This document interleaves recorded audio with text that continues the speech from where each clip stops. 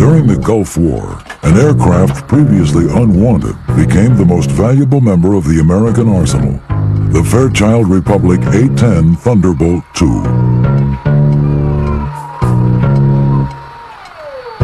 More than the publicity, the weapon system was really vindicated because it was a proof of concept that people that were associated with the airframe knew that it could do the job, but not a lot of other people did, especially some of the senior Air Force leadership. And it was very rewarding to go out and kick butt.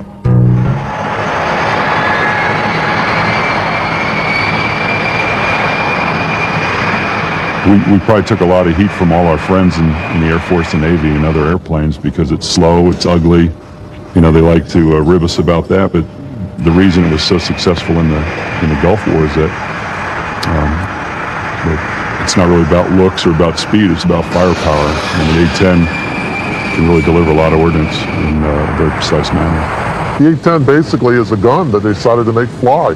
The rate of fire of our gun is around 3,900 rounds per minute, or about 50 to 70 rounds per second as the gun comes up to speed. That does not sound like a machine gun.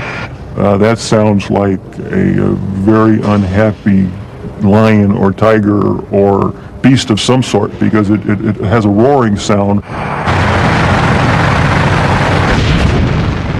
When the time came to name this intimidating airplane, only one beast came to mind. Now, obviously, when the A-10 follows along a long line of distinguished hogs, someone had to come up with a hog-like name for this airplane, and looking at it, the obvious hog-like name for an airplane that's this ugly would be the Warthog. I think its mission of ground attack brought on some of that. You know, it's down and dirty in the mud, like a warthog. After its rousing success in the Gulf War, few remain unfamiliar with America's Warthog. During the war, Hawk pilots flew 8,100 sorties, destroyed more than half of the Iraqi armor and artillery, assisted in search and rescue missions, hunted Scuds, and often operated in the darkness of night. The airplane's remarkable durability and the hard work of Air Force pilots and mechanics enable the Warthog to operate with a mission capability rate of an astonishing 96%. And in a tribute to its toughness, only 6 of the 144 Warthogs deployed to the Gulf were lost. The Warthog is one of the most formidable airplanes in the history of aviation. Although this highly maneuverable airplane can carry a remarkable 16,000 pounds of mixed ordnance, it is the massive 30mm Avenger cannon which places the Warthog in a class of its own. The Avenger can fire 70 rounds a second and is the largest gun ever put into a fighter airplane, capable of killing tanks, trains, boats, or anything else that gets in its way. With an impressive mixture of agility, rugged toughness, and devastating firepower, the A-10 stands as one of the world's great planes.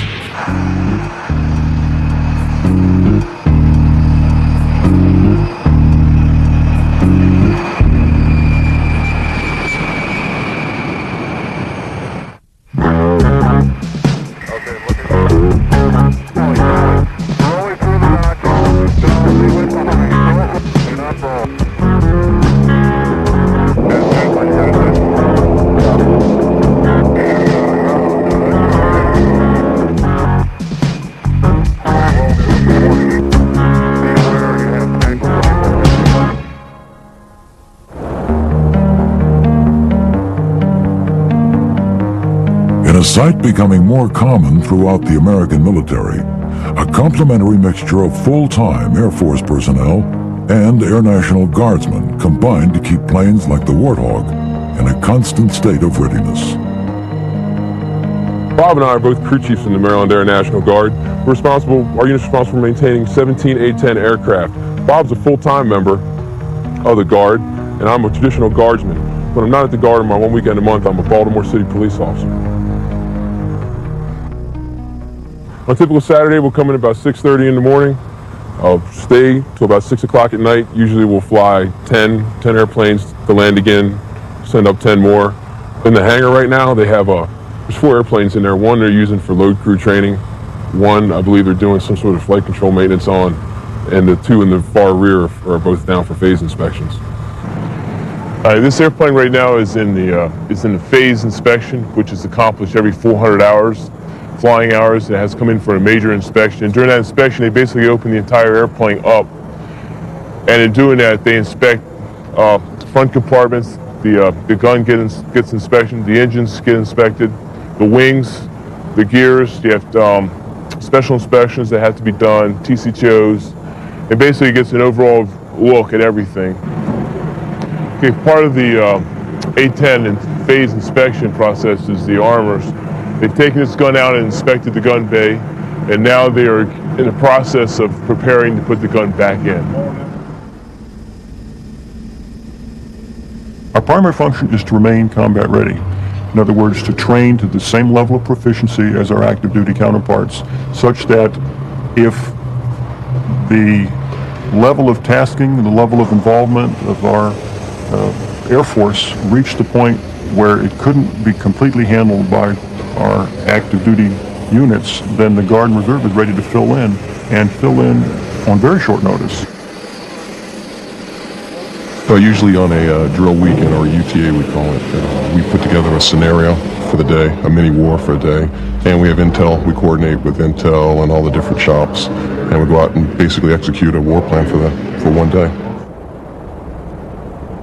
With the recent downsizing of the active duty Air Force, units like the 175th Wing of the Maryland Air National Guard have become integral participants in any mission undertaken by the Air Force.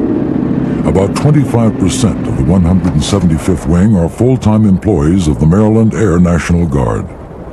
The remaining members, traditional guardsmen, leave their families and employers for training 1 weekend a month, and also to serve 15 days or more of active duty each year. This is, of course, an Air National Guard unit made up of primarily prior service pilots that came out of active duty units and moved on to a civilian occupation. In many cases, that civilian occupation was the airlines.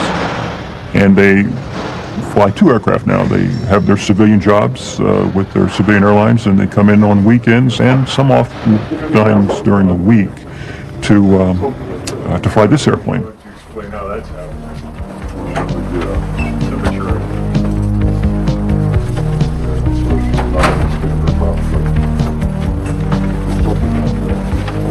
That's the most important part.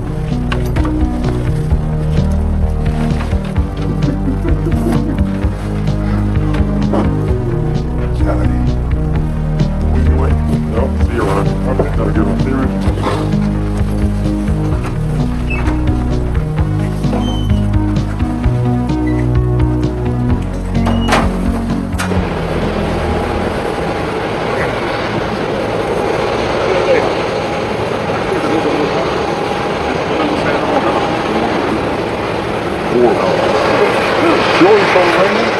Amongst the proud and select group who call themselves Hog pilots, one stands alone.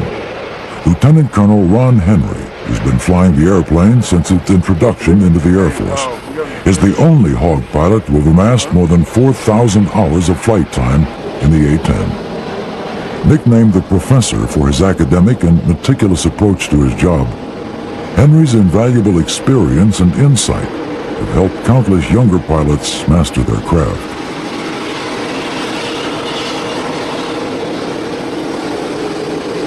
I was a volunteer for this assignment back in 1977. The airplane was brand new. Every airplane that enters the inventory has a certain mystique associated with it. And in 1977, the A-10 was introduced at Myrtle Beach Air Force Base, South Carolina. And the combination of Myrtle Beach Air Force Base and a brand new airframe made it the most desirable assignment in the United States Air Force in the late 70s. And there was no problem getting people to volunteer for this airplane. I can't understand why there ever would be.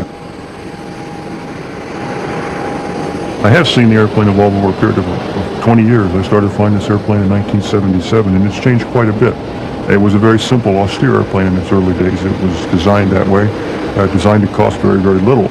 But the airplane has proved so survivable and so indestructible that the mission has evolved and the complexity of the airplane has increased over time. When we first started flying the airplane, We had basically 3 radios and a navigational receiver, and that's really all we had. We had no computers on board to help us guide the airplane or help us aim the weapons. Quite a bit of money's been spent on the airplane since its introduction to the fleet in terms of retrofitting the airplane. We now have a very capable air-to-ground computing system that helps us aim our weapons. Helps us aim not only the 30mm cannon, but also all the gravity weapons that fall off the bomb. Good enough to win the Air Force's biannual gunnery competition in 1991.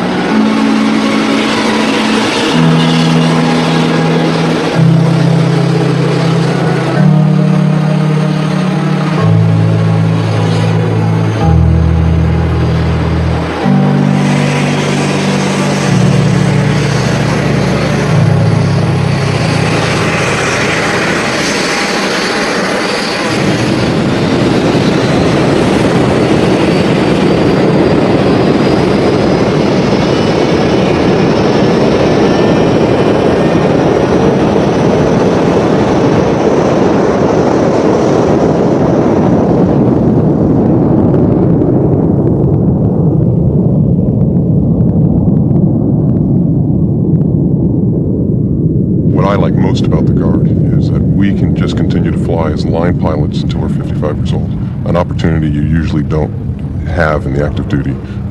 We enjoy flying, obviously, more than anything in our career, and that's why we joined the Guard. Affection and enthusiasm for flying the Warthog makes the rigorous training seem less demanding than it is. Hog pilots can ill afford to be unprepared for the challenging missions the A-10 must perform, and keeping the unit ready is a full-time occupation. We train continuously, not just on weekends. We run a flying operation here 4 to 5 days a week, and with the luxury of an airline schedule, many of our pilots can come in and fly several times a week if they wish, and we can maintain the same level of proficiency. In the past 2 years, many of these Maryland Guardsmen have twice left their families and full-time jobs to assist NATO forces in Bosnia. Despite the serious nature of their service, these Hog pilots feel their affection for the Warthog helps them keep things in perspective. I think we're a little bit more casual and not as threatened about our ego per se, but it's a single-seat airplane, so you get to fly it by yourself. You don't have to talk to anybody else to what you're doing. We always fly in 2 or 4 aircraft, and we train routinely at low altitude, 500 feet, or you can go lower in certain areas. And that, moving around at 300 knots, that's a lot of fun. Flying a Hog has got to be as fun as any fighter to fly. It's single seat. It's a VFR mission, which means you don't have to fly on predetermined routes. You can navigate with much more freedom, and it's just a great deal of fun. I think it's the most enjoyable type of tactical flying I could ever hope to do.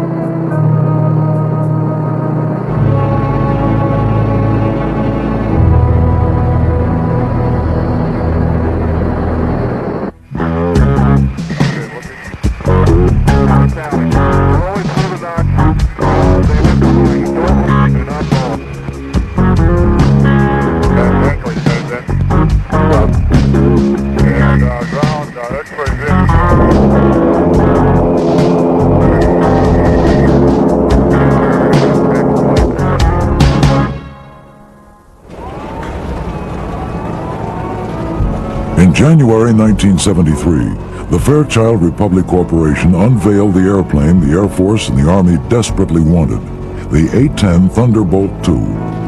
It was not a pretty sight, but it was exactly what the military needed. The conflict in Vietnam had painfully illustrated the need for a new aircraft to handle the difficult task of close air support, a role the A-10 was methodically designed to perform.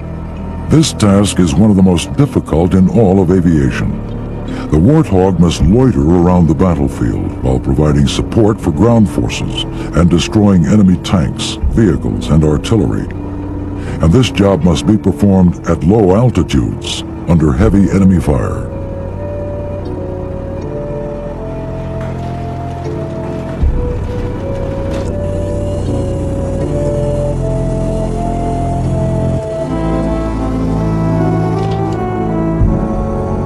That's why this airplane is so ugly.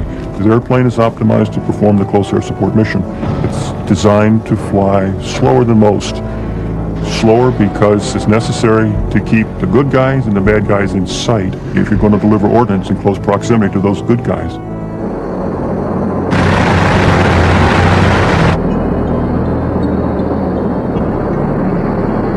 The A-10 evolved from lessons learned in Vietnam, but it was in reality designed to provide close air support in Europe. The A-10, with its tank-killing ability, stood as an integral part of NATO's strategy to match the threat of Soviet tanks, which stood poised to storm across Germany. 40 years earlier, the Germans had unleashed upon the world the power of close air support. By the summer of 1939, Germany's resurrection into a military power was complete. The Nazi regime combined a huge, highly mechanized army with a devastating fleet of 4,000 all-metal aircraft. Hitler's Air Force, the Luftwaffe, pushed the envelope of war into a terrifying new era. The strategy behind the design of the Luftwaffe was close air-to-ground support, a strategy unveiled with terrifying precision during the Nazis' invasion of Poland. In a pattern destined to be repeated throughout Europe, the Luftwaffe soared ahead of Hitler's highly mechanized army and pounded enemy troops, artillery, and aircraft. Within 10 months, Europe had collapsed into the iron fist of the Nazis, a testament to the brutal effectiveness of their military machine.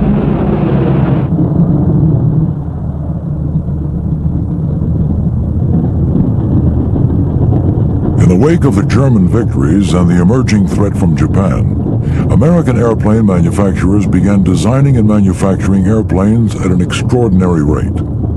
Of all the American fighters from World War II, one simply stands alone: Republic's P-47 Thunderbolt. More than 15,600 P-47s were manufactured, more than any other Allied fighter from World War II.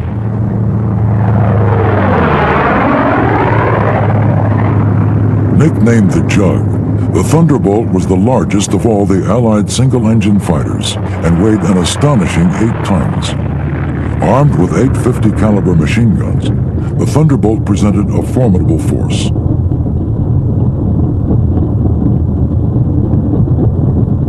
Driven by a 13-foot propeller and a 2,300 horsepower Pratt & Whitney engine, the P-47 was the fastest U.S. fighter and could reach speeds of 428 miles per hour.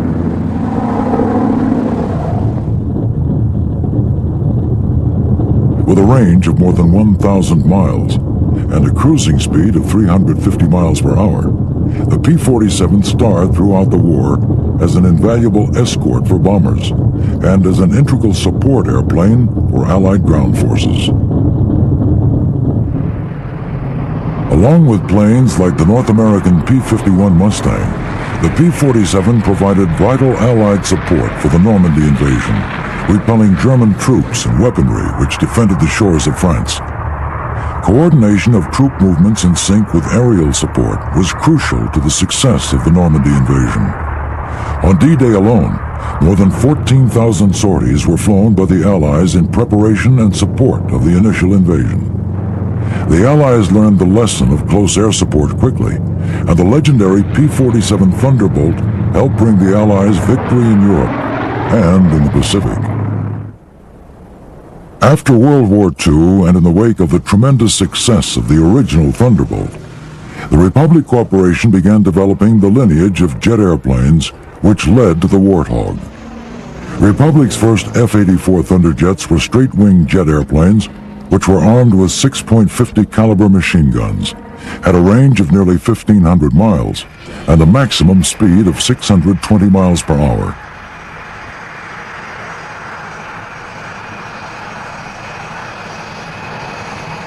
The first prototype flew in early 1946.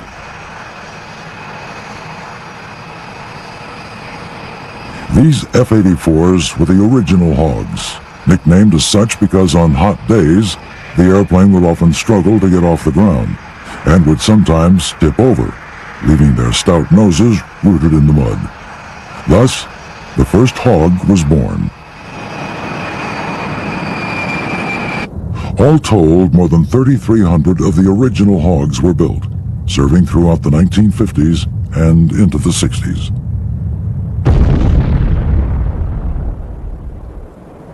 Republic continually upgraded the hog, and in 1952 they produced a swept-wing version, known as the F-84F Thunderstreak. The legacy of the hogs continued when pilots christened the Super Hog. The Super Hog, capable of a speed of 685 miles per hour and a range of 1,650 miles, soon developed into an integral member of the U.S. Air Force. It could carry a variety of rockets and bombs, and Republic built more than 2,700 Super Hogs. The F-105 Thunder Chief, introduced in 1956, demonstrated that Republic was not going to rest easy after the success of the F-84. And it did not take long for the F-105 to be given a hog name of its own.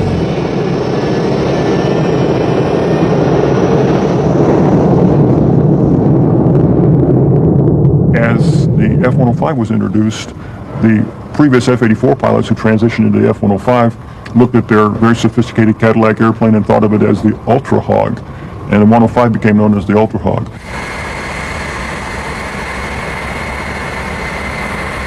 Capable of speeds in excess of 1,200 miles per hour and a range of 2,000 miles, the Ultra Hog demonstrated the rapid evolution of the jet from an imperfect machine to a sleek vehicle with power, range, and firepower.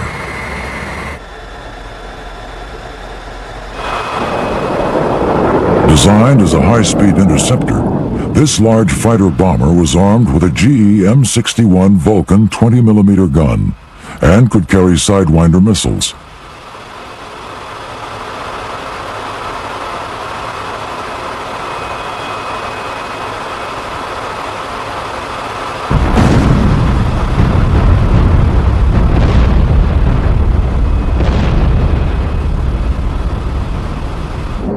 The Ultra Hog could also carry nuclear warheads in its bomb bay, and ultimately, nearly 900 F-105s were built.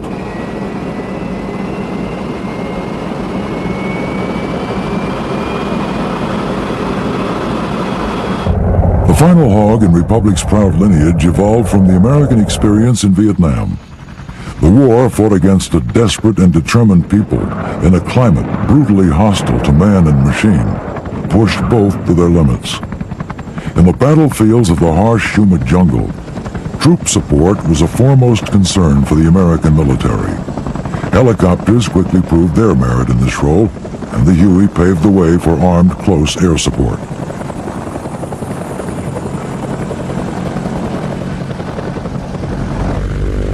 Although helicopters retained a mobility advantage over the fixed-wing aircraft, the firepower and speed offered by airplanes such as the A-1 Skyraider led many to believe a new fixed-wing aircraft was needed to fill the role of close air support. The A-1E Skyraider really illustrated a need for an aircraft that was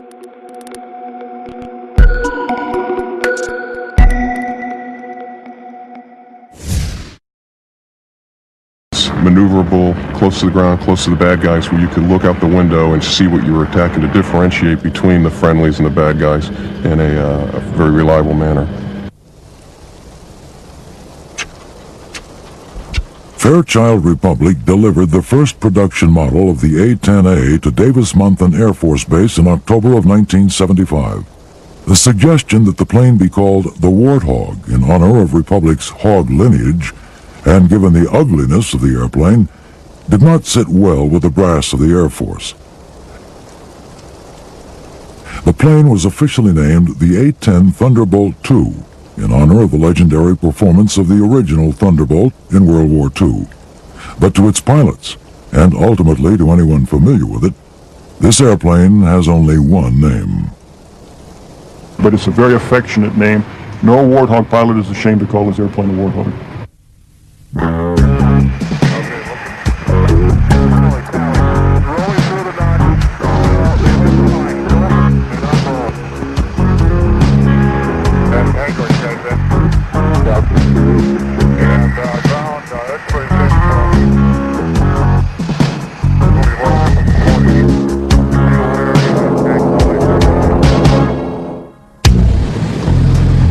The A-10 basically is a gun that they decided to make fly. It's a 30 millimeter, 7-barreled Gatling gun, shoots at 4,200 rounds per minute, and they bolted wings, a fuel tank, a pilot, and some engines on it, and it goes out shooting at tanks and any other targets of opportunity. This is a 30 millimeter round. It's a training round. It's been polished as a presentation round, but this is the size of the actual round. Projectile is up here, and you can see 30 millimeters is the width, the diameter of the projectile. And as you can see, it's quite a large round. It weighs about 1.5 pounds per round. And our planes carry 1,150 rounds of this. To give you some idea how long the gun system is the gun barrels actually end here, and the gun barrels start about here. The gun rotor is in this area. The hydraulic drive mechanism, the two drive motors are here, and the ammunition drum starts about here and extends all the way back to here. As you can see, everything from forward of the wing is devoted almost entirely to the gun system. The pilot's floorboards are actually the mounting surfaces on some of the gun structure, and with the exception of the electronic controls and the battery, almost everything is the gun. When the Air Force drew up the specifications for the plane, they wanted the capability to kill tanks. Early on in the design process, Fairchild Republic decided a 30 millimeter Gatling gun would be the ideal weapon of choice. But the sheer size of the 20-foot GE GAU 8A Avenger cannon presented a design problem for which there was only one solution: design the plane around the gun. The Avenger is a 7-barreled 30 millimeter cannon which delivers a frightening burst of destruction. The gun fires shells which are a foot long and weigh nearly 2 pounds. Fully loaded, the gun weighs 2 tons.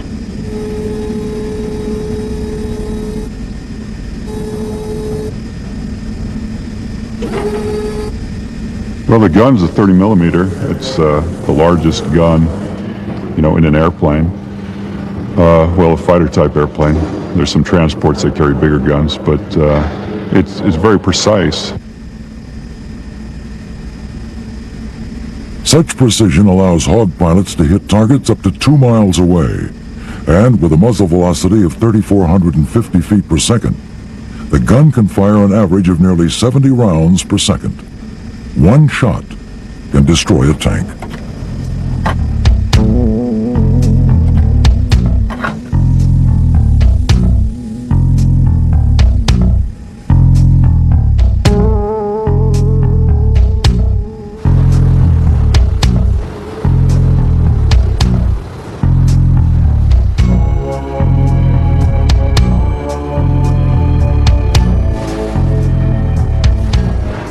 Projectile itself is exceedingly lethal. In its anti-armor form, the armor-piercing incendiary, a very small slug of depleted uranium is actually what's delivered on target. And it strikes the target with almost 12 times the kinetic energy of its predecessor 20 millimeter round. Even though it's only 50% larger in linear dimension, it has 12 times the kinetic energy on the target.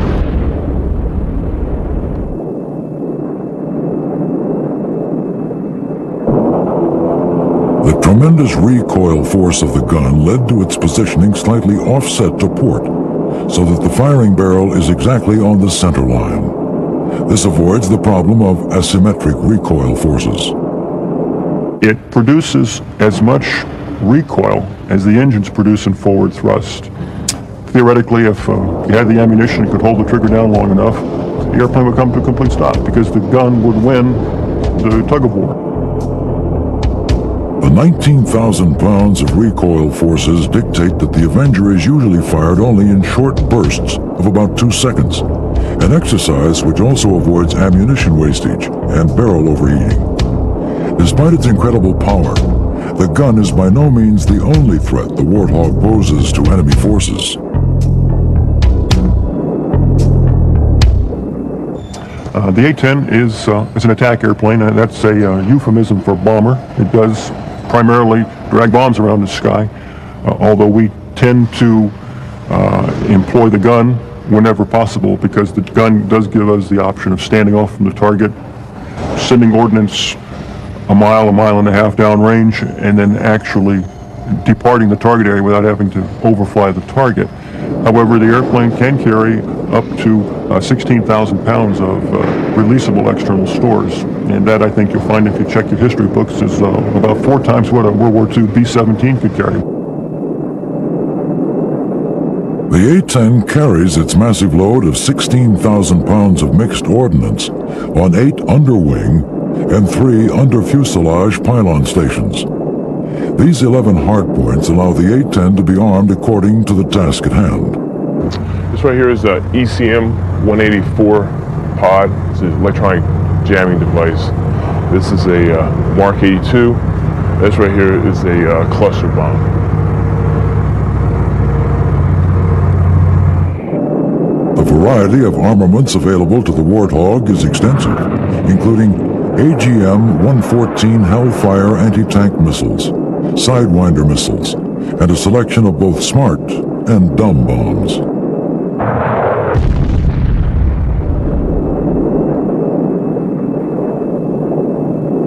Although we carry dumb bombs or unguided bombs, we have a state-of-the-art delivery system. It's called CCIP, Constantly Computed Impact Point. And what that allows us to do is it allows us to deliver stupid bombs or dumb bombs with great precision. But the typical combat loadout of the airplane then would include the 30-millimeter cannon and almost 1,200 rounds of 30-millimeter ammunition, plus 6 bombs, an assortment of Maverick missiles, the air-to-air missile, which we carry, the AIM-9 Sidewinder missile, which we carry for self-defense. Armed to the teeth, few can challenge the firepower of the Warthog, and none can dispute its toughness.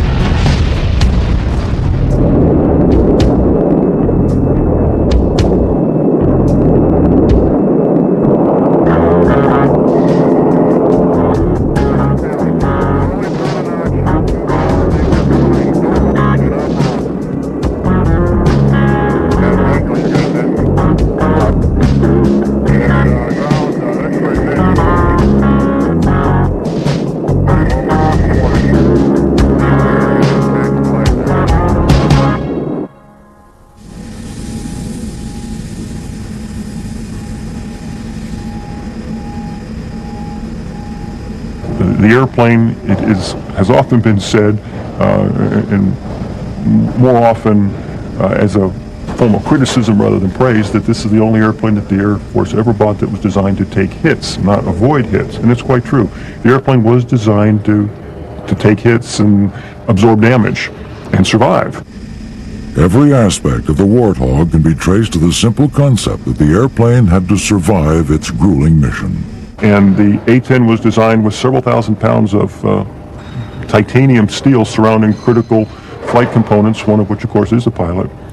And this was an intentional design decision on the part of the designers, wherein they were willing to sacrifice fuel or ordnance load in favor of survivability.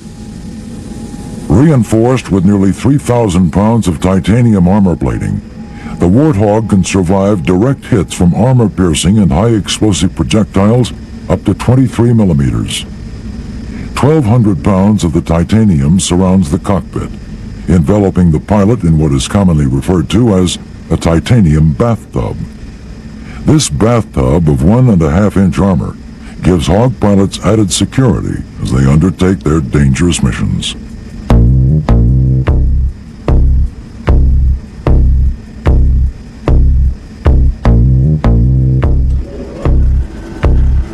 One of the features that gives the Warthog its undeniably unique profile is the placement of its engines. The A-10 had to have 2 engines for survivability. Fortunately, during the early stages of development, the designers found out that GE was working on turbofan engines for a new Navy anti-submarine aircraft. Turbofans had made inroads into civilian aircraft, but had not been much use in the military sphere. These engines held several advantages which made them an excellent choice for the A-10. They offered high fuel efficiency, and they were less noisy than turbojets, and had a lower heat signature.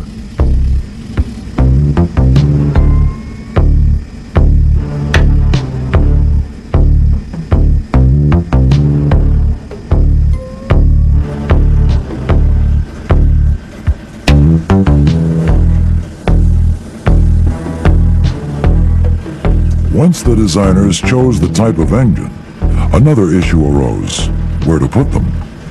The area under the wing was reserved for the heavy ordnance load. Eventually, the area near the back of the fuselage proved the best location, and placing the engines there also offered a number of advantages. It negated a potential yaw problem, decreased the probability that foreign objects might be sucked into the engines, and removed the engines from the major flow of the exhaust from the gun. The forward fuselage and wings also shield the engines from ground fire in the frontal section, and the vertical fins and rudder guard the engine's heat signature from the side, alleviating some of the aircraft's vulnerability to heat-seeking missiles. The Warthog's toughness is compounded by a number of structural and system redundancies.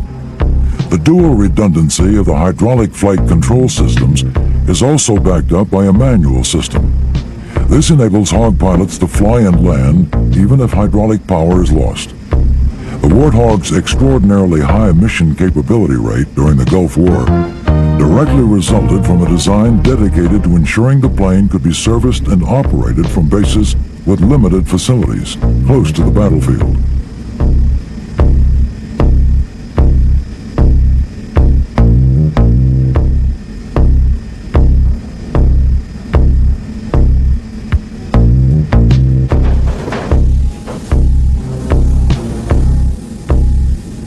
Many of the A-10's parts, including the engines, main landing gear, tails, and vertical stabilizers, are interchangeable left to right. Interchanging as well as cannibalizing parts between aircraft is a standard maintenance procedure, one used with much success during Desert Storm. The shape of the airplane, the fact that it's battlefield repairable with very simple surfaces, was all built into the airplane because the designers realized this airplane's probably going to take a hit. The mission of the Warthog is such that hits are inevitable, and there have been and will be instances when the pilot must abandon his hog to save himself. I'm the life support superintendent here at the Maryland International Guard, and part of my job is to ensure that pilots can remain safe while flying, but also in case of an emergency they have to eject, that we supply them with survival gear to ensure their survivability on the ground. And part of that gear that we would pack in their kits is provided here on the board behind me on display. And a couple of those items, first, outside of a large kit, we have two small kits that are contained inside. And inside these small kits would be the items that we have shown on the wall. And let me point a couple of those out. Obviously, we have the mittens and socks, both of wool, used for wintertime warmth. Obviously not a problem now. We've got your knife, which is one of your basic utensils in survival. And we have container to hold water. Water is one of your primary needs in a survival situation. And we do supply many packets of the flexible drinking water there with them. We do have food, but that is not as important as water. We also have, probably getting into the most regarding rescue, would be the flares, which we have the handheld launching flares. We have other flares here to direct rescue aircraft in to pick up that pilot. And as soon as that pilot would eject and hit the ground, his survival radio. Very important to talk to other aircraft in the air to let them know what his situation is, and also to talk to rescue to direct them to his location. Part of the A-10's mission is to fly low to the ground to give close air support to the troops there. So naturally this is going to put them in harm's way and leave them open to gunfire, missiles, and so forth. So the A-10 pilot probably finds himself in more jeopardy than the fast flyers flying at much higher altitudes. It's important that these items be there. Now, it's something that a part of our training, or a lot of our time is spent in training the pilot for something he may never need. However, should he need it, He needs to know that it is there and it will work, and fortunately could save his life.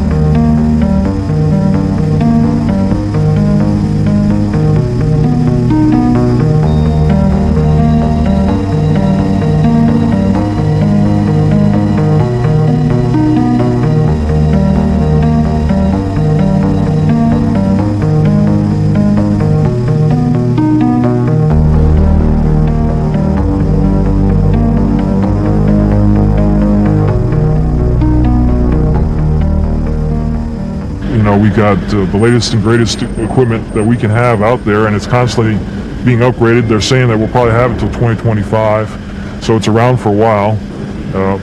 Most of ours are 78, 79 version models out here, and so that's a pretty good long time for an airplane to be in service, and it's constantly being modified, and it's got a lot of capability. The Air Force's plan to keep the A-10 as an important member of the American arsenal comes as a vindication for Hawk pilots, who never doubted the airplane's ability, but had good cause to doubt if anyone else shared their feelings.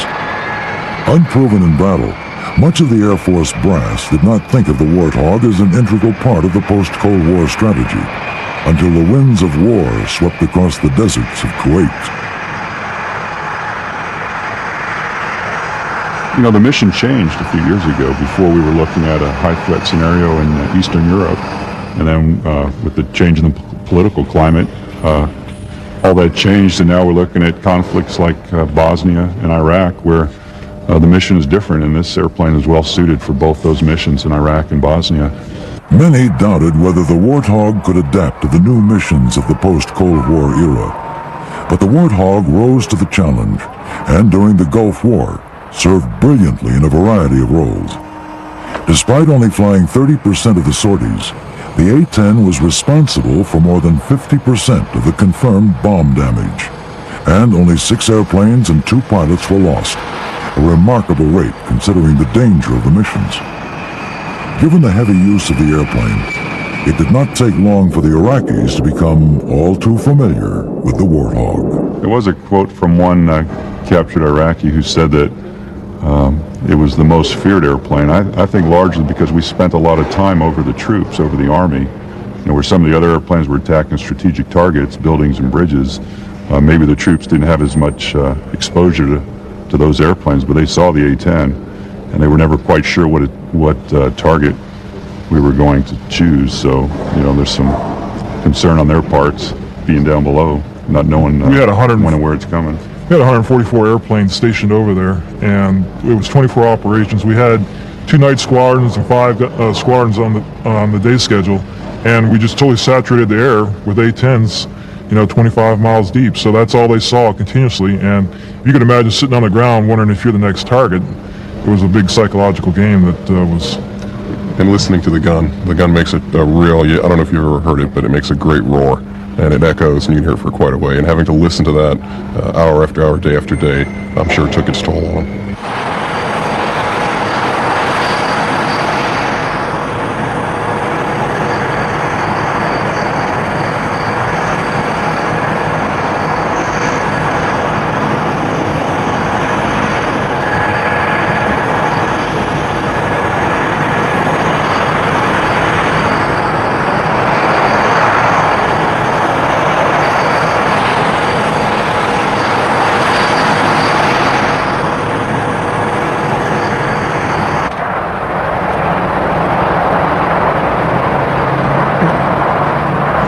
Since the Gulf fleet, the major change to the A-10 has been night vision goggles.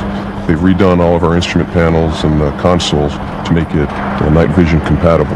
So now pretty much we do everything we did in the Gulf at day at night now, which is pretty much double the capabilities of the airplane.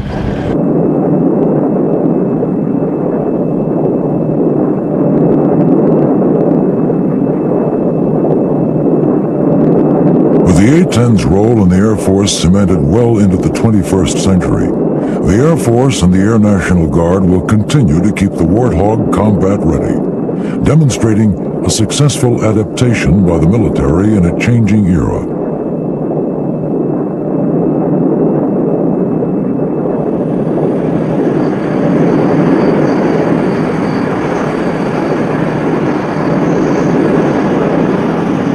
Units such as the 175th Fighter Group must remain ready to take the Warthog wherever it may be needed, and must be ready to serve side by side with the active duty units. So far, they have done so without exception. We have, in recent months, undertaken the same tasking that our active duty squadrons have undertaken. We have been to the European theater to support the operation in Bosnia over Bosnia.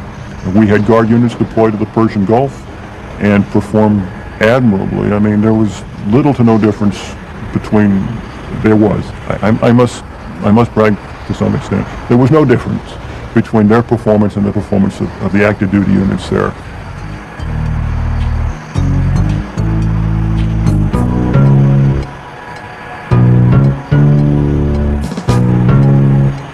Once deemed too slow, too simple, and too ugly to be of much value, the A-10 Thunderbolt II, the Warthog, now stands as one of the world's undeniable great planes.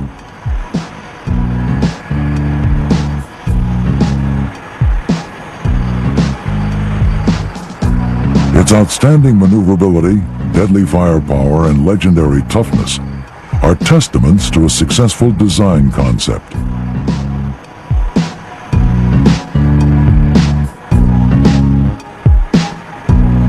Pride and affection felt by Hawk pilots and crewmen for their airplane unrivaled.